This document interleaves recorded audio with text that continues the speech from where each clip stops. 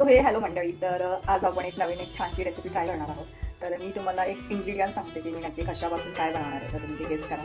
So आता मी इथे छान अंडी बॉईल करून घेतली आहेत आणि आता मी ते सोलून मस्त त्याला किसून घेते आणि त्यांना आपण बघूया की याचं काय बनणार आहे. सो आता आपला कांदा आणि टोमॅटो चिरून झालेला आहे आणि आपलं अंडं पण स्मॅश करून झालेलं आहे. त्यानंतर मी इथे मॅगी मसाला घेतला आहे आणि आता आपण फोडणी टाकूया. कांदा चिरता डोळ्यात भयंकर पाणी आलं कारण कांदा खूप तिखट होतो. सो फोडणीमध्ये मी कांदा टमाटा आपले जे बेसिक मसाले आहेत ते घ्यायचे, हळद आणि हिंग वगैरे टाकले.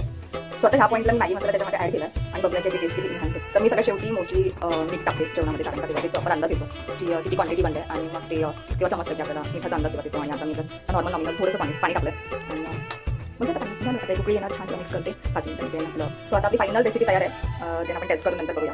भेटू अजून एक अशाच नवीन साध्या सिंपल सोप्या रेसिपीमध्ये ज्या माझ्या स्वतःच्या आहेत. मी कशातही काही टाकून बनवते. मी सुगरण नाही आहे, पण मला असं इझी पिझीवालं जेवण बनवायला आवडतं. जास्त तामझामवालं जेवण मला बनवायला नाही आवडत आणि मला ते येतही नाही. सो अशाच एका नवीन रेसिपीमध्ये आपण पुन्हा भेटूया. तोपर्यंत टाटा बाय बाय. आणि सबस्क्राईब केलं नसेल तर नक्की सबस्क्राईब करा. थँक्यू.